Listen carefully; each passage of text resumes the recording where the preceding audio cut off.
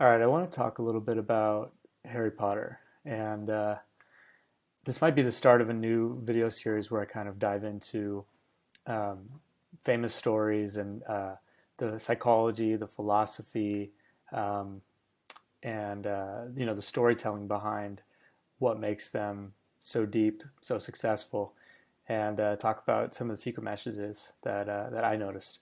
And the first one I want to start off with is Harry Potter, and this is by no means a extensive breakdown of everything in the whole series. These are just some interesting things that stuck out to me, and and I want to talk a little bit about some of the psychology that's going on that I noticed um, inside the series. And so I'm going to go through, movies 1 through 7, just talking about a little bit of the secret messages that are kind of under the surface of entertainment, which is trying to break down exactly why it's so popular and why it resonates with people on such a deep level. Because I think Harry Potter, I think it was close to $8 billion generated just from the movies worldwide, which is insane. Um, and and so yeah, these and then this breakdown is mostly from the movies. It's been a long time since I read the books, so I'm sure there's extra stuff in there that I don't remember. I'm not forgetting, but I'm just going to talk about what's in the movies. So the first thing, one of the things that I think is interesting about the entire series is, there's ways of looking at movies that'll change how you look at movies forever. If you've ever seen Ferris Bueller, I remember when someone said Ferris Bueller is just Cameron, the Cameron that Cameron wants to be, his depressed friend. Um, and so it's like you could watch the movie and say, okay, these people don't exist. It's just a mental battle going inside of one person's head, and that's where I think um, for a lot of it goes on with Harry is one of the things that is really noticeable right away is that Harry is he realizes that he can speak to snakes, um, and snakes obviously very historically symbolic of the devil, of evil, of treachery, and in the very first movie, he discovers, wow, I can talk to this snake, and I've kind of got this little bit of a companionship or a little bit of connection with them, and so he's starting to notice these things about himself that he's doing the best he can with this kind of abusive family environment, and now he's kind of noticing like a little bit of special things about himself. Um, So one way you could look at the whole series is it's really a battle going on inside Harry's mind, where he's kind of teetering between what is right and what is wrong, and understanding the balance of the world, and how everything works together. And there's not really a black and white. There's some gray. I'm going to get deeper into that more when we talk about the fifth movie, but um, yeah, this is another one. I think that yeah, no, not skipping ahead. So yeah, then it's kind of the same thing. So he gets the Sorting Hat put on him when he arrives at Hogwarts, and um, you know uh, the Sorting Hat's kind of like everyone else. He kind of announces which house each student's going to go into, but he kind of has a little bit of hesitation with Harry. He says, interesting. This is a tough one. And Harry is saying not Slytherin. He's like, I don't want to go to Slytherin. Don't want to go to Slytherin. And the Hat's basically like, oh, not Slytherin, really? Are you sure? Because you could do great things there. And then, you know, because of Harry's choice, and I think that's really indicative of talking about the concept of free will. Harry's got this. Uh, uh, he can speak to snakes. The Hat is looking at him. And saying, "Hey, this guy could do well in Slytherin," the kind of darker, more, the darker house, and just that darker side of things. Um, but Harry wants to step in and intervene and use his free will and say, "Hey, I know I I know about the Slytherin thing, but I really want to go to Gryffindor, which is kind of the lighter, good house, right? So another example of that. Something else too is that in the first movie, Harry has a really good feeling for riding the broom and gets recruited onto the Quidditch team to be a seeker. And I think it's really interesting, the concept of a seeker, because Harry, being kind of the main character, being the hero, he's the one who is seeking things. He's seeking the truth. He's curious about things, and I think being that, playing that role on the Quidditch team, and that using that word of a seeker, is reflective of storytelling and mythology, throughout history, that the people that find out the most about the secrets of life, about themselves, about the people around them, are seekers. They are people who are curious, and they take on some of the most difficult tasks to try to figure out and find, that little golden snitch that you see him chasing, that little piece of information, that little piece of knowledge, that can potentially unlock, big doors in life. So I thought that was interesting, using that wording, that is a seeker. He's a seeker. And then this is something else. In the first movie, I don't remember exactly what happens, but people talk about Voldemort, and they say, "He who must not be named." And I think I'm trying to remember if I'm borrowing from the insight of Jordan Peterson, who talked about this, where it's the idea that speaking truth to power is not easy, and this is one of the ideas that I haven't fully thought through yet. And maybe if you're watching, you can comment below and give your take on it. But just the idea that if there's something wrong going on, something evil, something that's dark and that people don't really want to shine a light on, there's a tendency to kind of not talk about it or dance around the concept. And I think that's what's going on with not wanting to say Voldemort's name. People kind of want to not look, and they want to kind of avoid any darkness, rather than try to see exactly what's going on and try to root it out. And so yeah, I thought it's another interesting part that you may not think about right away while you're watching it. You're just like, okay, yeah, that's kind of how it is. They don't talk about him or whatever, but talking about it on a little bit of a philosophical level, well, why wouldn't people want to say his name? And I think it's part of that. It's part of people not wanting to open doors that they don't want to see what's inside. In many symbolic ways, you can apply that to many facets of life. Yeah. And then moving on to the second movie. So one of the parts of the second movie is that Lucius Malfoy, Draco Malfoy's dad, slips Tom Riddle, aka Voldemort's old diary, into Ginny Weasley's cauldron when they're in the beginning of the movie, and then over time throughout the movie. By the way, spoiler alerts for everything. I doubt there's a lot of people around who haven't seen these movies, but this entire thing is going to be talking about a lot of the spoilers. So it'd be Through the Chamber of Secrets, the second movie, everyone realizes that the diary is kind of influencing Ginny to it's kind of basically possessing her and taking over her faculties and taking over her ability to make decisions, and she does the work of Voldemort because she's working through the diary. And I thought this was kind of interesting, kind of maybe digging up maybe the way that a young mind can be, or any mind really, can be heavily influenced by books, by the written word, by ideas, and sometimes people take it to extremes.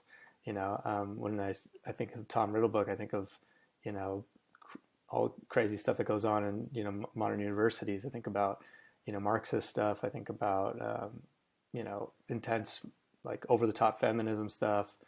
Um, there's, I mean, it can be any idea. It can be, that's sort of like the right view, but then from the left view, looking at the right, you could also like, project onto, um, that which different ideas that you would think would be damaging to somebody, right? And there's just different ways that you can look at the challenges that Ginny has here, and I think part of it is she's being influenced and kind of possessed and taken over by some radical ideas. So, um, and that can be extrapolated, to religious stuff, stuff about the government, whatever it may be. But I thought that was interesting that it was the book that is really getting inside her mind here and turning her into somebody that she's not. So yeah, that was the only thing for the second book, second movie, that just jumped to mind right away. But moving on to the third, you got The Prisoner of Azkaban. So I thought that this part. So have you seen this wizard? This is Sirius Black. In the beginning of the movie, one of the big storylines is that this allegedly very dangerous wizard, an evil wizard, Sirius Black, is on the run, and I think it really touches on the power of propaganda, and on all of the newspapers and all the news of the wizarding world. It's like, this guy is a bad guy, stay away from him. Like, don't try to, what does it say? Don't try to use magic against this guy, whatever. He's very dangerous, let us know where he's at. Let's zoom in here a little bit so I can see. Any information, yeah, you're rewarded. But knowing what you know after the movie, which is that Sirius is actually the good guy, right? He's the one who was friends with Harry's parents and was, I don't remember exactly what the story was, but I think he got taken to Azkaban.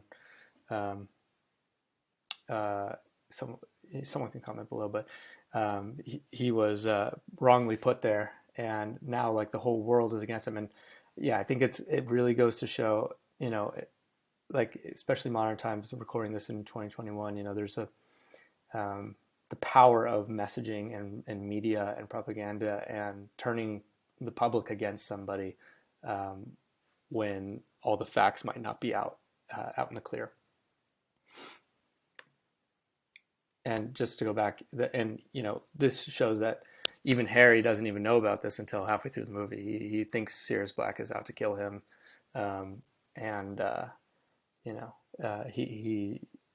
he's been swayed by this propaganda as well. And then this is something that we're going to talk about the opposite of this in the fifth movie. But in the third movie here, Professor Lupin is the new Defense Against the Dark Arts teacher. And I think what he's really doing here is really, it's really a powerful analogy to, I think, any teacher, any guide, or a therapist, a psychologist. And what he's doing with the students here is he's, helping them face their fears. And there's a item called the boggart that whenever someone looks at it, it turns into exactly what they fear the most. And so Harry steps up here, and the boggart turns into a Dementor, the dark spirit that sucks people's souls out. And Lupin here steps in front of Harry, and it's revealed to him what he most fears, which is the full moon, because he's a werewolf. And I think it's a good metaphor for someone who's a guide to somebody else, a mentor, a coach. It could be a psychologist who helps somebody face what they fear, and who is also willing to step in front of those fearful ideas for when things become a little too intense during the growth and coping and recovery and healing and that growing process. So he steps in front of this Dementor, says, "Okay, this is a little too much, too fast." All right, so um, I think it could be a good analogy for one thing that can, in my mind, is psychology. Just helping people deal with problems that are really big, but facing them and doing it at the right pace. And so I think Lupin here is stepping in and saying, okay, this is getting a little too intense, and he's willing to sacrifice himself and um, expose himself to put himself in that vulnerable position to protect Harry in this moment, because he knows he steps in front of it, the whole class is going to kind of see what he fears, and he's supposed to be the authority figure, who's supposed to kind of have his stuff together, but he's showing to the students that he also has things to fear too, and I think that's a really powerful moment. And then this is something else as well, that at the end of the movie, towards the end of the movie, in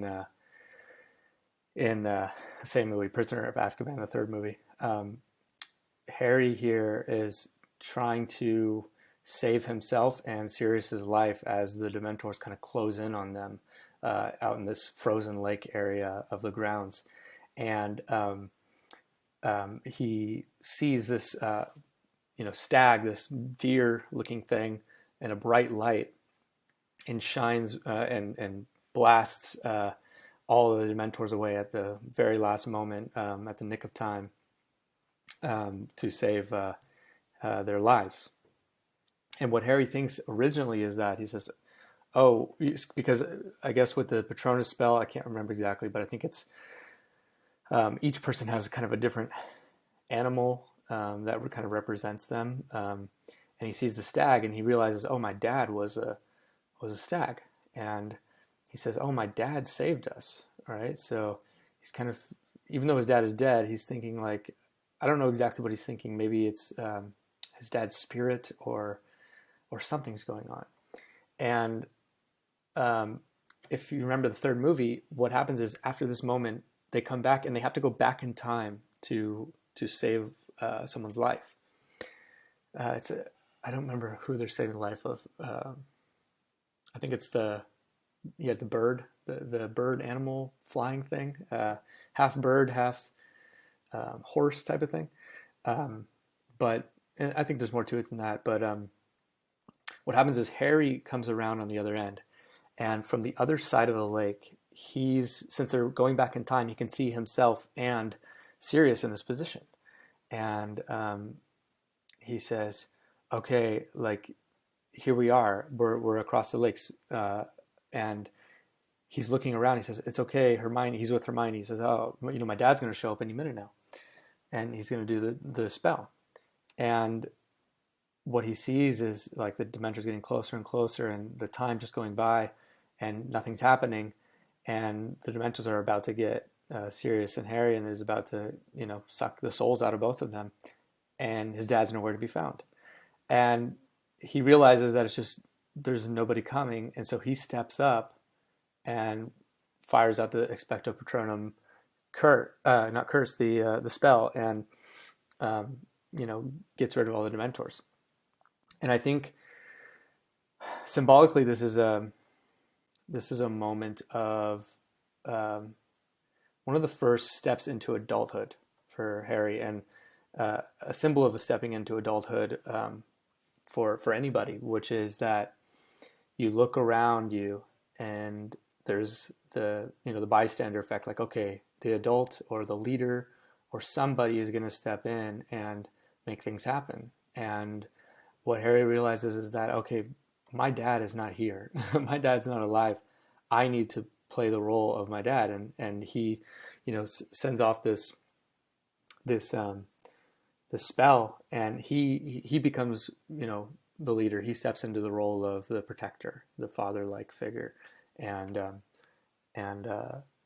helps save himself and Sirius as they time travel. So stepping into the fourth movie, Goblet of Fire, I think this is the only insight I had for this movie that I thought was interesting. But one of the big themes of Goblet of Fire is kind of moving into, moving into, is it adolescence?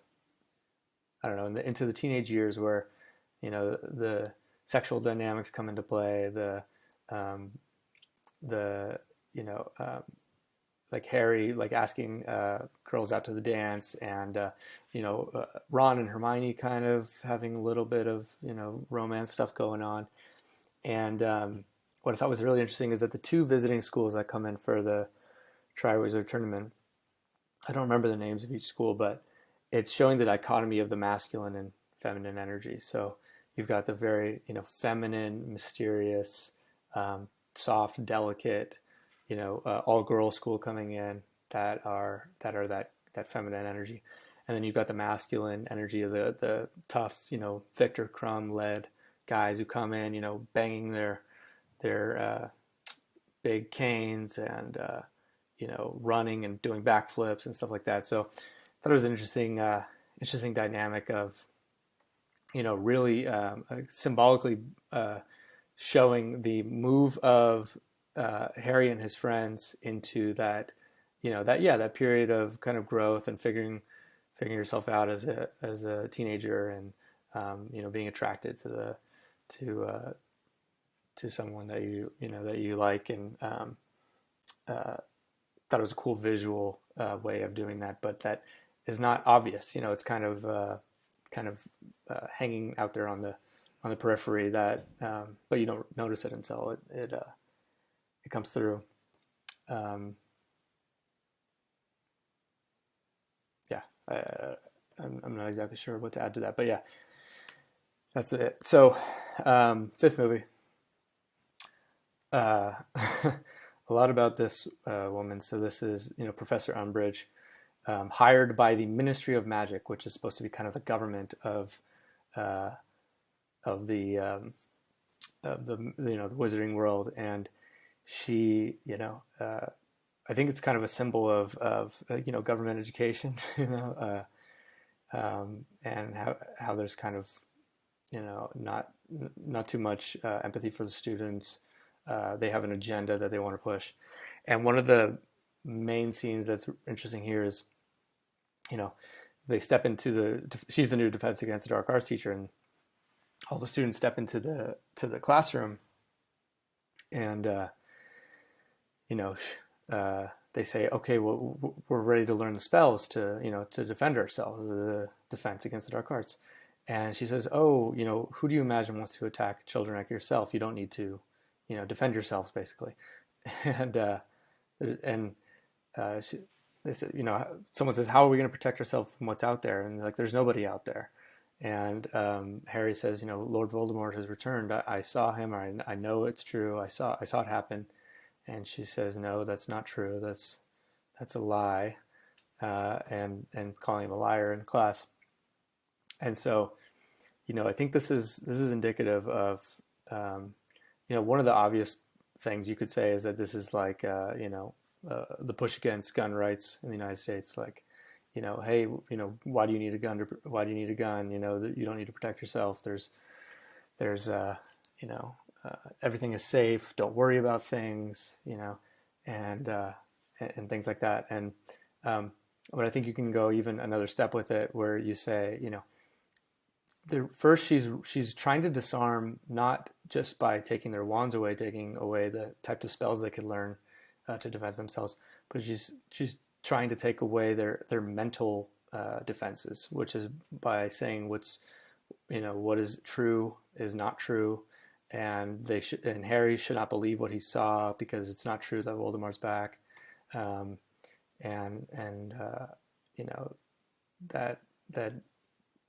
they don't need to worry about anything.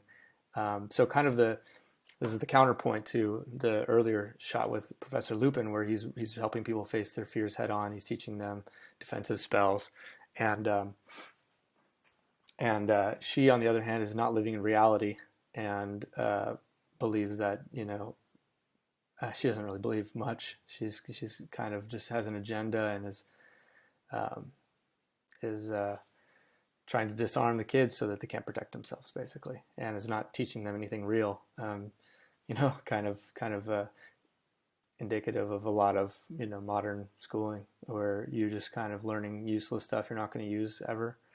Um, and all the real stuff is being, is out in the real world getting things done, which is what drives Harry and the rest of the crew to train themselves in this movie, where they find a secret room and they teach each other. Harry takes on the role of again, protector, teaching people how to defend themselves.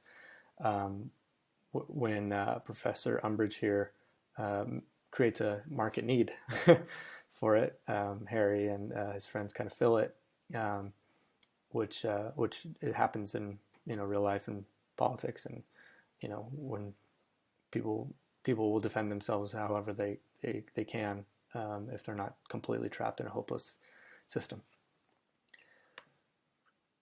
Um, yeah, and then this scene where Harry, right after that classroom scene, she makes him sit down and say, "I must not tell lies," which is a projection, because she's the one lying, saying that Voldemort's not back, and you know, this is just kind of shows her sick, twisted, sadism, where she's projecting onto him, "Oh, you're a liar," when she's the liar, and instead of face herself and understand and try to realize, like, wait, I'm in the wrong here. I'm the liar, right? She would rather inflict that pain on someone else, which is just kind of a sick, sadist, psychopathic thing to do. And she just does it, like, with this, little smirk and just staring at Harry. And, I think it's, deep down, what did she say? I can't remember. That you deserve to be punished. Yeah. She says, deep down that you deserve to be punished. Again, a projection. She's talking to herself. She says, you deserve to be punished. She's talking to Harry, but that's actually a reflection onto herself. She says, you deserve to be punished, because she feels she deserves to be punished. But instead of have an introspective moment where she looks inside and says, maybe I should really evaluate myself and see if, I'm in the wrong in my life. It's a symbol of somebody who has had a lot of pain, but instead of kind of deal with that pain, they'll reflect it onto other people, and it shows how sick she is, and how much of a how I was going to say child, but I don't want to insult children, but yeah, that inflicting pain instead of taking the pain and meditating on it with yourself. And then there's a scene later in the movie where she wants to fire Professor Trelawney, who's kind of like she's got the prophecies, and I don't remember the name of her class exactly, but kind of more woo-woo, like astrology, prophecy, not really hard science type of class. But I don't think it's a mistake that out of all the professors, Professor Trelawney is the one she wants to kick out of the school. Because, like, somebody who's very rational and logical could look at Professor Trelawney and be like, okay, yeah, she's just kind of like woo-woo and, not kind of teaching psychic, BS. But there's a level of intelligence that comes from your intuition and listening to your gut, and kind of going back to the Professor Umbridge scene in the classroom where she doesn't want people defending themselves. This is something I picked up from Stefan Molyneux, which is basically like, whatever it is, if it's in a family context, if it's abusers, or if it's in a political context, whether it be a communist takeover, or just basically an environment where they don't want people to be in touch with their gut feeling about things, because the gut and the intuition is very strong, very powerful, and serves people when logic fails, or when logic is used to disarm, which is like, Harry says Voldemort's back. Umbridge says Voldemort is not back, therefore Harry is a liar, and Harry needs to be, right? So um, she doesn't want people like Professor Trelawney, who sees things, who is a seer, who's a prophet, who helps people tap into that intuition, which is something you can't really nail down in a textbook. You can't really exactly talk about it in a way that is very testable in a school setting, in a traditional school setting. And she kicks her out. So I thought that was something that stuck out to me as an interesting point. And then towards the end of the movie, this part is really, really interesting. Bellatrix Lestrange, kind of the Death Eater person working for Voldemort, she kills Sirius Black. And before I talk about that, I knew there was one other thing that I wanted to talk about. Hold on one second. All right, we're back. So before I get to Bellatrix, there's one other thing I wanted to talk about, which is I think one of the most powerful scenes in all of the series, which is Harry has this moment alone with Sirius in the house, and he says, basically, Sirius, I'm afraid and I'm worried. I just feel so angry all the time, and there's this connection between me and Voldemort, and it's becoming apparent that he and Voldemort kind of have this intertwined connection. And he says, what if it's because I'm becoming bad? What if it's because I'm becoming more like him, more like Voldemort? And Sirius at the end of the scene basically says, look at me, you're not a bad person. You're a very good person who bad things have happened to. And the world is not split up into good people and Death Eaters. We've all got each a little bit inside of us. And this kind of goes back to the beginning of the story, which is, Harry has these strange things where he kind of understands the dark side. And, I wrote a post about this recently for myself. And, this is the Carl Jung kind of integrating of the shadow. It's the realizing that it's the loss of innocence. It is that, hey, I have the power and capability to do bad. Because, part in this scene, Harry confesses to Sirius that he had this dream. In the movie, he has a dream where he's a snake and he's attacking Ron's dad, Ron Weasley's dad.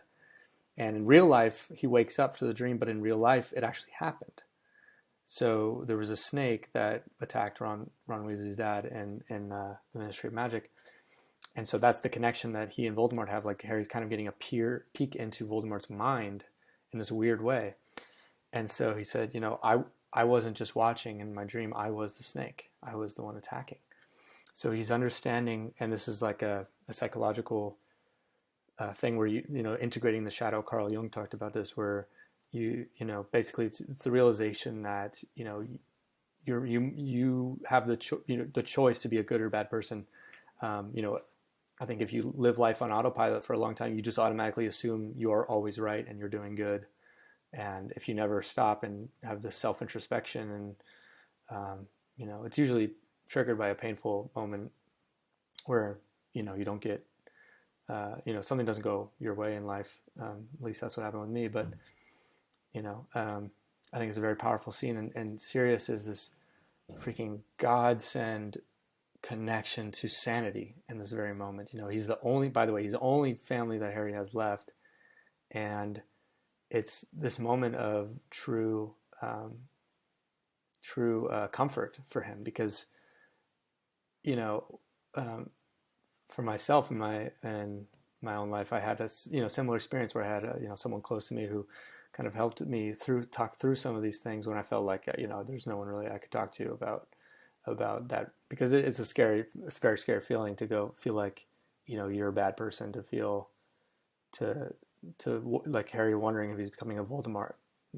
He's feeling this anger, and you see this a lot in other movies like Star Wars.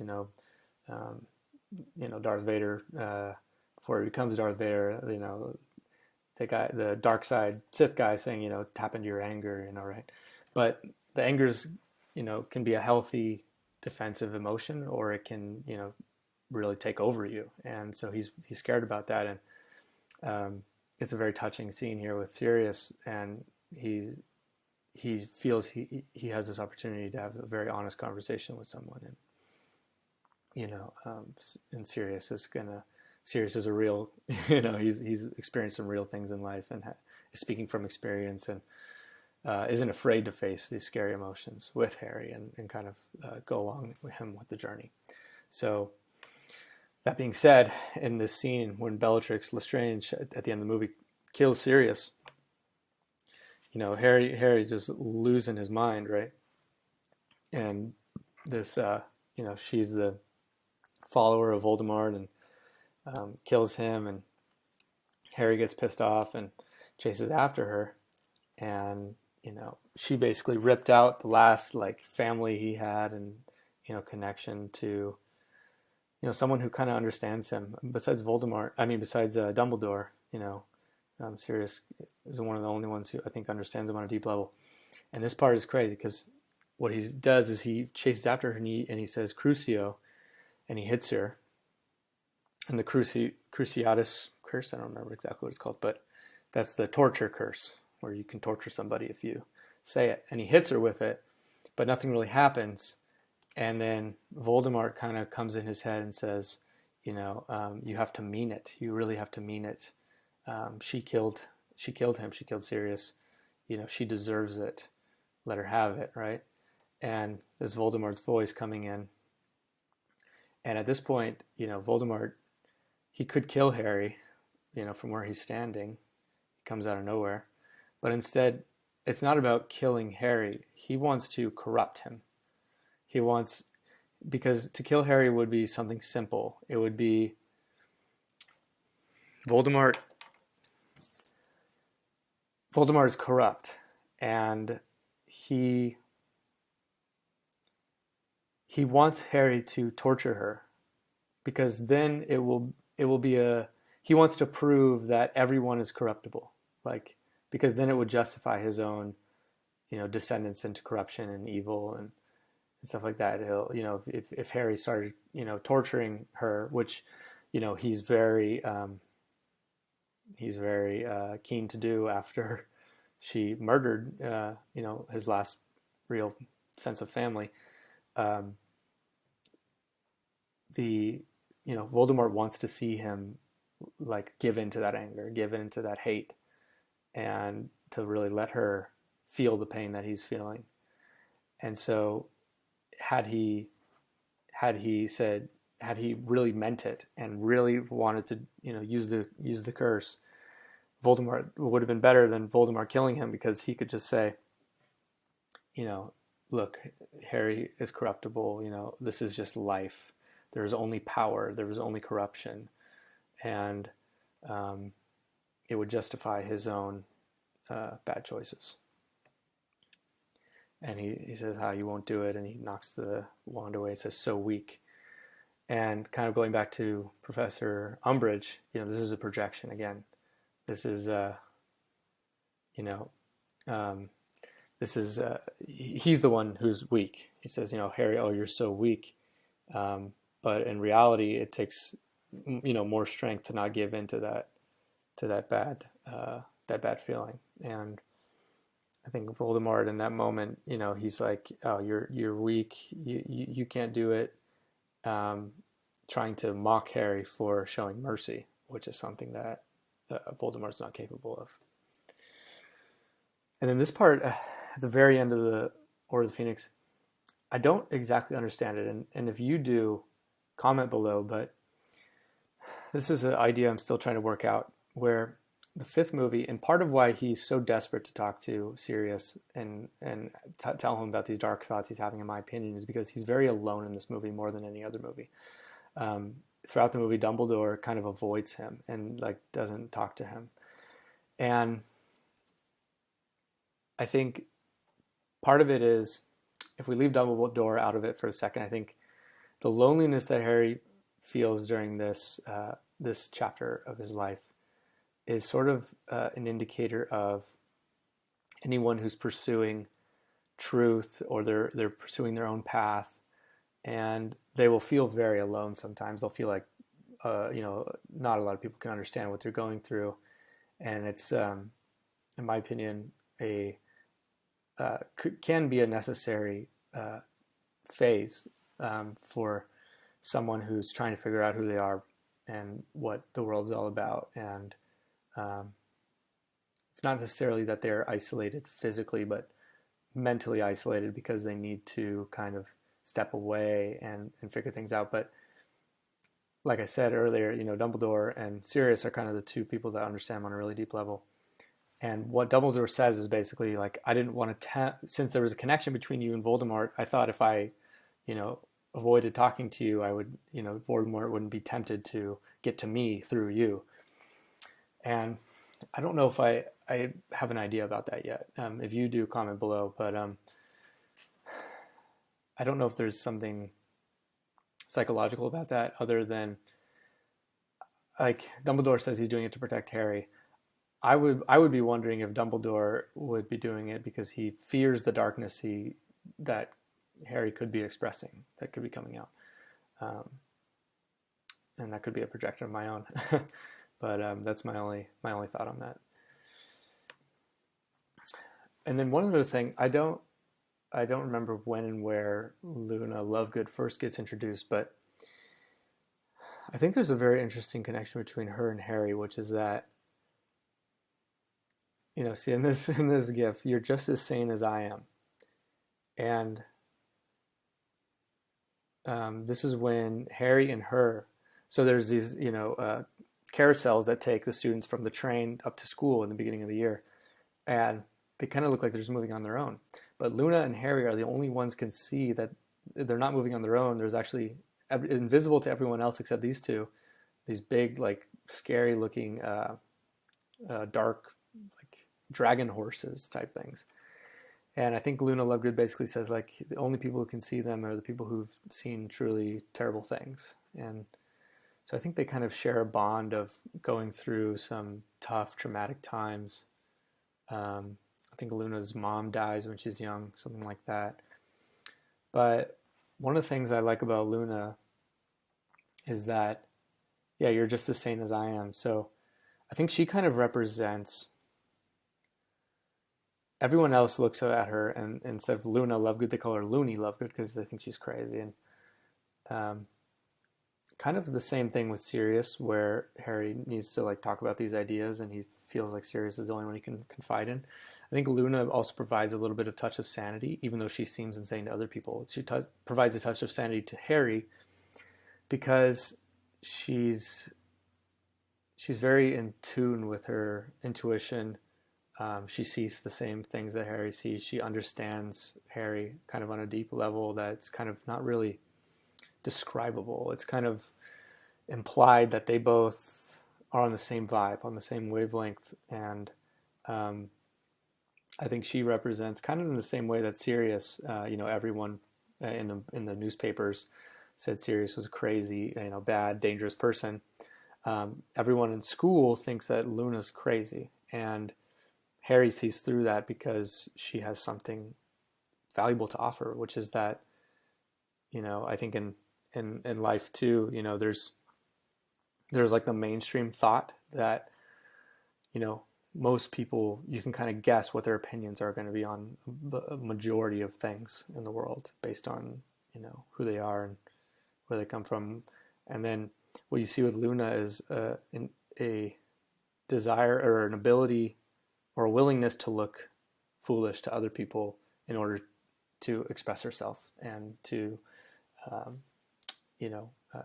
be honest and search for something deeper in life. And I think Harry does the same thing, but he's a little more, I think they're both introverted, but I think Harry processes it more in a different way than Luna, who openly does a bunch of weird stuff.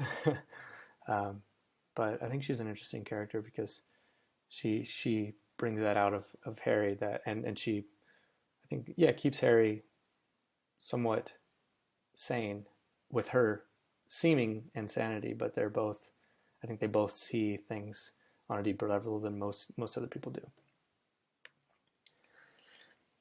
And then this is an interesting part of the sixth movie, Half-Blood Prince. So Snape is helping Dumbledore and helping Harry since there is this now connection between Harry and Voldemort where they kind of can peer into each other's minds. Snape is training Harry to resist Voldemort getting into his mind. And during that training, Harry then fires back and gets into Snape's mind for a minute. And he sees this flashback of his dad, Harry's dad, bullying Snape. And I think it was a very poignant moment where I think it's another part of psychological and philosophical growth for any person is to, when you grow up, your parents and the parental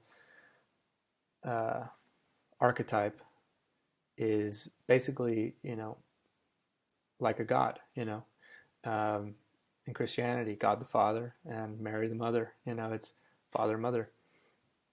And there's kind of an infallibility to the parents. As a child, you rely on parents' protection and guidance and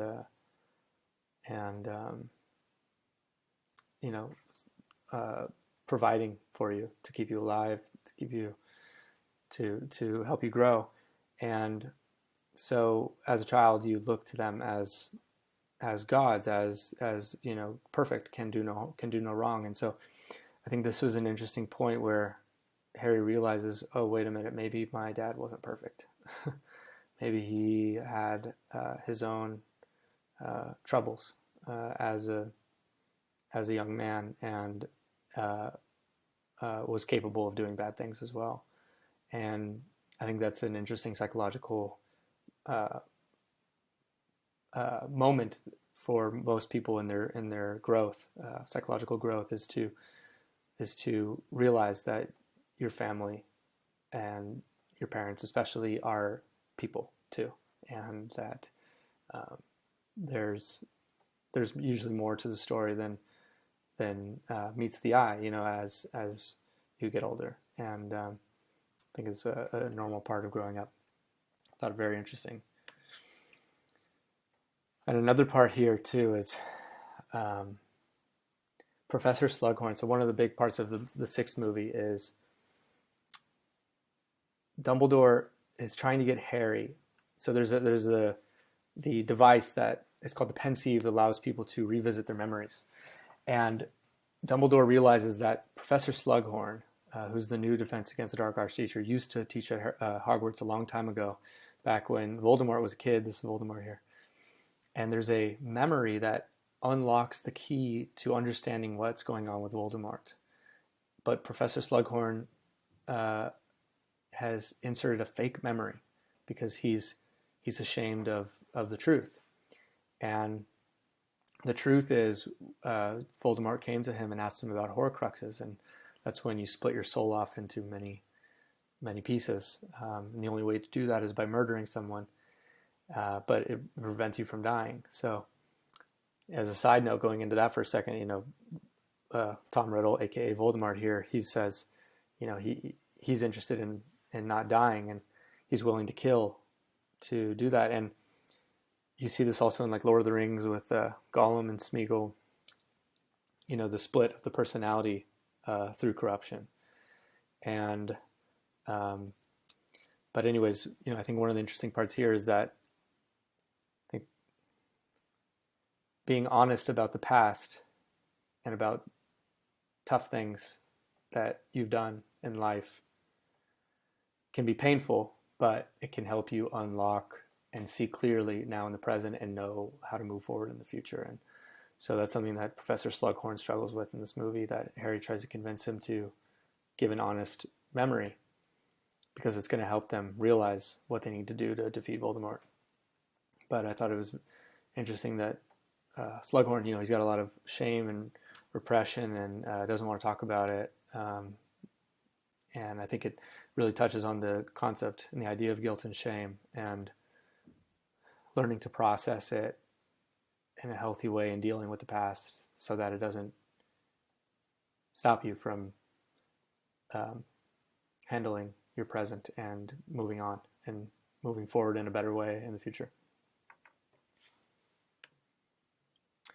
Another thing here is I thought one of the most interesting storylines of the sixth movie was Draco. And the whole time he's basically, you see he's got the dark mark on there of a Death Eater. He's trying to do the work of Voldemort, and his parents are pushing him to do it. When it comes time to kill Dumbledore at the top of the tower, he can't bring himself to do it. And up until this point, I think Draco is kind of a mischievous, kind of an asshole towards Harry, but he's not really evil. I think he's a scared boy, and one of the things is both his parents' names, Lucius and Narcissa. So I think it's a metaphor for a child that grows up with mentally ill parents. Lucius, obviously the connection to Lucifer, just being a bad guy. Narcissa, being a narcissistic mother who, doesn't care about him really, just cares about herself. And I think what you're seeing that play out now is Draco's like, yeah, I kind of got to do this. I got to be a Death Eater. I got to listen to Voldemort's orders. But he's very reluctant throughout the whole movie. And he never really pushes back on it in a super redeeming way. But you can see his hesitation and his inner struggle. And I thought this was a very, very interesting moment for him as a character, where it's clear that he doesn't want to, he deep down does not want to hurt people, but he's suffering the consequences, and now not choosing not to resist Voldemort and his parents' will, but it's not easy for him, and I think his goodness is just being smothered, but it's not going down without a fight. So I thought that was an interesting moment here for him. And then in the last two movies, just a couple of things. This one's kind of political. So that's Luna Lovegood's dad. The Death Eaters capture Luna and, kidnap her and take her away. And he's desperate to get her back. And one of the recurring themes you see is that, so he is the publisher of The Quibbler, which is an independent newspaper. And at this point in time in the books and in the movies and in the Ministry of Magic, which is the government, has really been infiltrated by, Voldemort's followers, Death Eaters. So what is right, is power, in this day and age. So, depending on which side of the political spectrum you think you lie on, you can look at this as Nazism, as communism. It doesn't really matter. It's people that are in power. I mean, I would personally say it's more a communist thing where there's just a total weeding out of honesty and facts and integrity, and everyone's afraid to say the truth, and the only people who get power are the people who are willing to do bad things. And one of the things you see here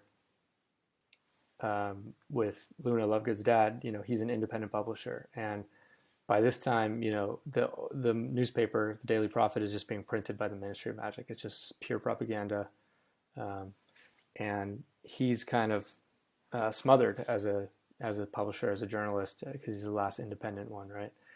And I think it's interesting. You see this with the the rise of Nazis and communist places, and even in America happens and has happened in history where you know free press is smothered, and he's reaping the consequences of speaking, giving an alternate view to the mainstream, which has now turned very corrupt with the Ministry of Magic. And the last one here, I thought this kind of wraps everything in a nice bow, which is, I don't remember the exact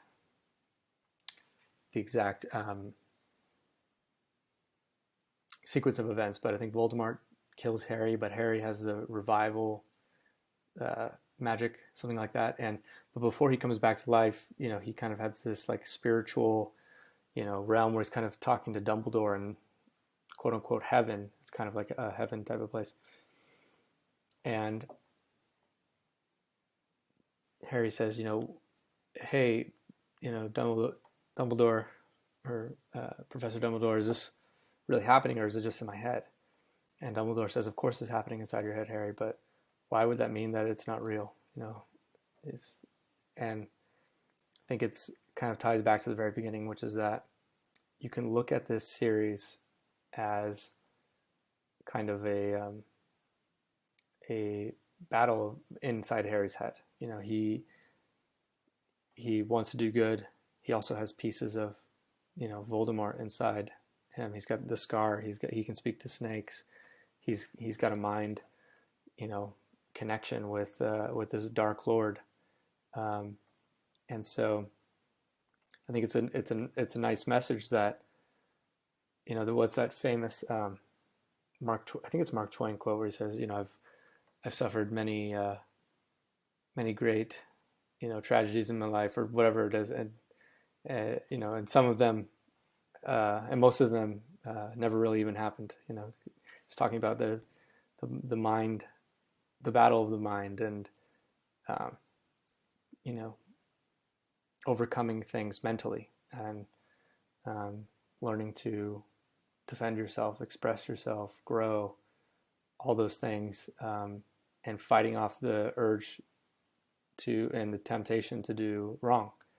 And so I think that's a big part of the whole series is that battle. And you see that same type of archetype, same type of storytelling or mythological tradition throughout all of history, and religions, and old stories, especially Christianity, where it's this fight between right and wrong, dark and light, good and evil. And with Harry, you can also look at it in this other way where it's very psychological. It's a battle in his head, and Dumbledore validates him there and says, well, that's real, and that's true. I mean, we look today, if someone's struggling with depression or suicidal thoughts or self-harm or anxiety, those are all things that are, to the person, is very real, and the person going through it at the time. And